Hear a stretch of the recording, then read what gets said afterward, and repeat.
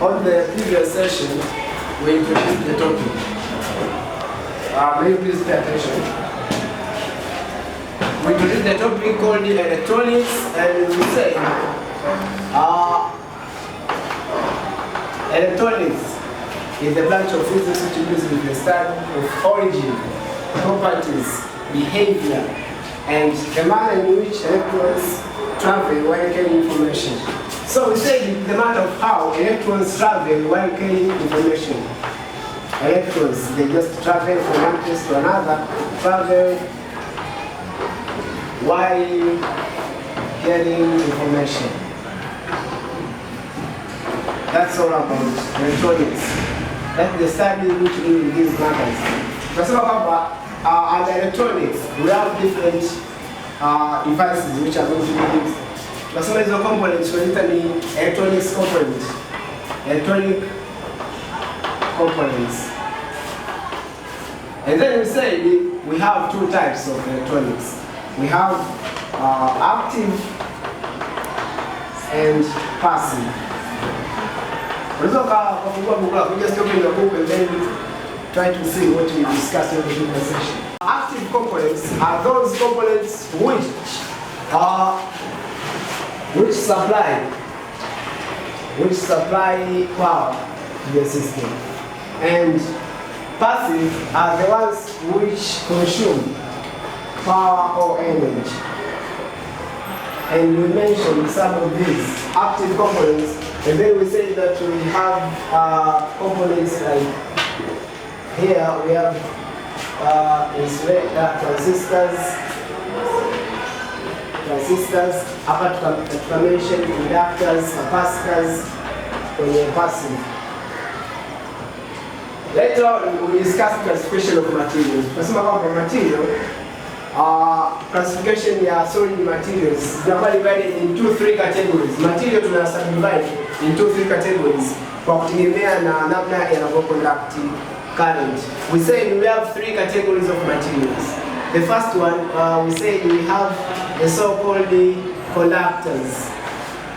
Apart from conductors, we say we have insulators. And then the last one was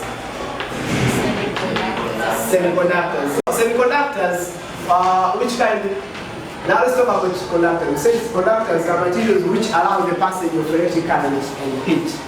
Yes. We said they allow the passage of electric current. They allow current to pass through. Current, just current and heat pass through in these materials which call conductors. But insulators are materials which do not allow. They do not allow. But I ask you the question, why? Why conductors allow the current and heat to pass through? Why do you think they allow the passage of electric current? Do you remember we spoke about energy band theory? Yes. So we said any material is having the levels of energy. These energy levels, we have the valence band, conduction band, and forbidden gap, okay? Yes. And we say if the materials is going to be subdivided into these three levels of material, we say the lowest energy level is called the valence band, and the highest or the upper level is called the conduction band, okay? And this one here at the middle, we call it the forbidden gap. Yes. Here, this valence band is full of which kind of material which are formed in this valence band? They are electrons. It is full of electrons, right? Yes. And the conduction is... Are we together? Yes. So we say some of the materials, this forbidden gap is very narrow. It is very, very small. But other materials contain the very, very high forbidden gap. Now for the materials whose forbidden gap, actually they don't have, those materials which do not have this forbidden gap. Now just consider this is the valence band and this is the conduction band. What kind of material is this? That you see that there is no forbidden gap. Which kind of material is this? Among those three, because we have said we have three types of materials. Tuna conductors, tuna insulator, and semiconductor. those materials ambazo hakuna forbidden gap kabisa katikati yao. Because we said the forbidden gap is that separate. Ina separate kati ya valence band na conduction band. Such kind of materials which do not have the forbidden gap, tunazita nini? That means there is overlapping. Kuna mwingiliano mkubwa kati ya electrons which are found in the valence band and the holes which are found in the conduction band. So they overlap, zinakuwa zinaingiliana, which lead to the flow of current. Ndio? So conductors, they allow the electric current to pass through because there is no forbidden gap. Are we together? Yes. That's the reason behind why conductors conduct electricity. We say conductors conduct electricity because there is no forbidden gap. Are we together? Yes. Let's talk about insulators. Insulators inakuwa ina opposite reason ya kwenye conductors. Why conductor na conducting? Kwa sababu hakuna forbidden gap. Lakini when it comes to insulators, insulators do not conduct electricity. Why? Why so? Kwa nini insulator haziwezi kuconduct electricity?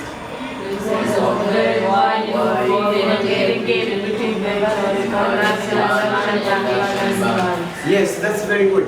Of course, hakuna here there is, it's not about forbidden gap. Yani sio swala tu kwamba forbidden gap ipo, but it is very wide. Do you understand? Yes. This gap is too wide, and it's kwamba electrons cannot overcome. Electrons cannot jump from the valence band to the conduction band kwa sababu this gap is too wide. Ni pana sana kiasi kwamba hawezi kuruka kutokea huku chini kwenda huko, kwa sababu in order for current to be conducted, we need electrons akaungane na holes ambao wako huku juu. Kwa hiyo ile electrons atoke huku chini aje huku, anabidi aruke hii hapa, atoke kwenye this level aje huku juu. Now the gap is too wide, cannot jump this gap. That means hapa kutokuwa na umeme at all. That this kind of materials we call them insulators. Are we together? Yes. So insulators are materials which do not allow electric current or the passage of electric current or heat because there is a very wide forbidden gap. Now, talking about, now these are conductors. Like then, najaribu kukumbusha what we discussed in the previous session before we proceed. Now, we also had a little discussion about the so-called semiconductors. We said here is an example of a semiconductor, the structure. Now, this one here is just the valence band, and this is the conduction band. Which band is found in between? How do you call this? Forbidden gap, okay? Yes. Okay, this forbidden gap, can you just compare this one and this one? Just compare and contrast. Ukiangalia hapa kwenye insulator, gap, angalia gap iliyokuwa kati ya huyu na huyu. This is too narrow. The gap ni kembamba. Okay? Lakini hapa, the gap is too wide. Hapa electrons akipata energy kidogo tu anaweza akaruka. Hata mwenyewe ukiambiwa kwamba uje ruke hapa kutokea hapa mpaka pale mlangoni is too tough. Lakini ukipata nafasi hapa na hapa you can just jump through. Hapa hivi electrons can overcome this gap, anaweza akaruka kaja huko. Lakini under condition. Now I'm going to teach you that condition today. Ni nyakati gani? Ndio maana tukasema kwamba anaitwa semiconductor. Semi means a half. So these are materials, we say, are materials whose electrical conductivity lie between that of metal and insulators. Uwezo wake wa kuconduct uko katikati, uko kati kwa kati. Na ndio maana nimeweka pakati. Kwa sometimes ina behaviors mbili. Sometimes ina behave kama insulator and sometimes it behave like conductor. Ndio? Yes. Kukiwa hakuna temperature yote ambayo imekuwa apply.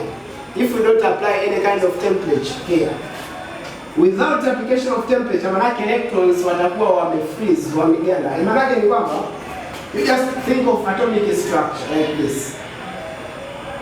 If I have an atomic structure, let's say the structure of sodium. Sodium ambaye ni 2:8:1. Ndio? Yes. Now this one here, 2 electrons hapa. This one 8, 1, 2. 1, 2. 1, 2, 1, 2 here. And then 1 electron. Huyo electron mmoja ambaye yuko huko nje. Nikienda ku apply thermal energy, huyu atagain kinetic energy. Akishapata kinetic energy, anaweza akaondoka kwenye hii shell yake, anajump, anaenda kwenye nani kingine, anaenda kuandamua conduction, anaenda kuungana na mtu mwingine kule. Sasa ile electrons ukishazi hit huwa zina tendency ya kugain kinetic energy. Therefore zinaanza kujump, zinaondoka. Baada ya kwanza zinagain thermal energy. Ukiapply heat hapo. Lakini ukiwa hauja apply heat, anabaki kwenye shell yake, maana yake kama amefreeze, kaganda vile vile, hawezi kutembea.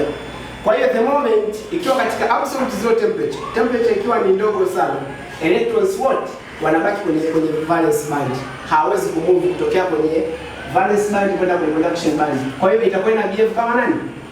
Insulator. Ndio? Yes. Yeah, maana electrons ili aweze kuconduct, electrons inabidi amove atoke hapa aende juu. Na akishaenda juu tayari kunakuwa kuna current ambayo inakuwa ina pass through. Maana yake atakuwa na tabia za nani? Za conductor. Si ndio? Yes. Kama haja conduct, electrons bila kumove kutoka hapa kuja huku juu, itakuwa ina tabia za nani? Insulator. Si ndio? Kwa hiyo ina tabia mbili semiconductor. Sometimes ina behave kama insulator and sometimes ina behave kama conductor. Kwa hiyo ili behave kama conductor, ni muda gani sisi ndio tunaweza tukaamua tuibadili hii semiconductor iende kuwa na tabia hii. Nataka sasa hivi iweze kuconduct electricity. Ili aweze kuconduct, so I have to apply thermal energy. Utaanza kama unaenda una apply joto pale, unaweka energy, heat energy pale. Once you apply heat energy, electrons zina move from the valence band to the conduction band, na tayari inakuwa ina tabia ya nani? Ya conductor. Do you have any question? Temperature. So we shall write this effect of temperature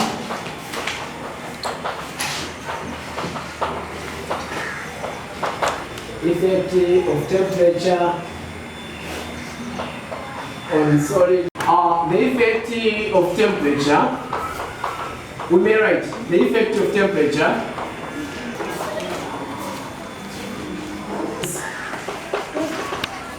overlapping. There is overlapping. So this leads to the flow of current.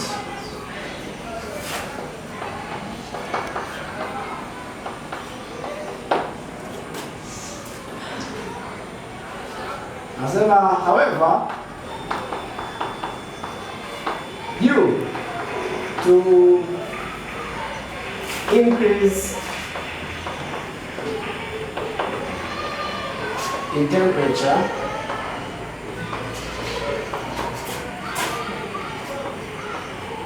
more electrons gain kinetic energy and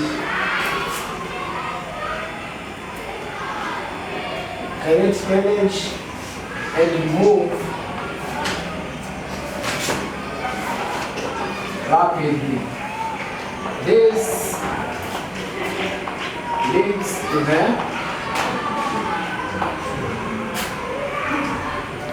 to more collision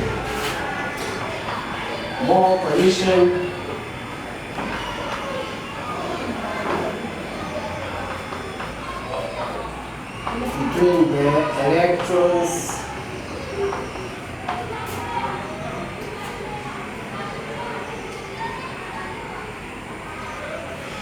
which results to the hindrance,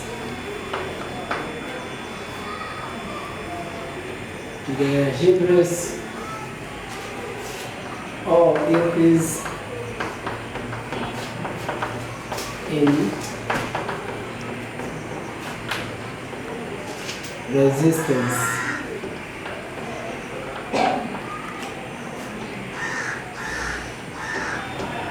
Among them. Hello, my name is Mr. Godfrey Janapo. I'm the teacher who teach physics and mathematics here at Skyview School. Today we are doing a discussion about electronics with my Form 4 students, as we have seen.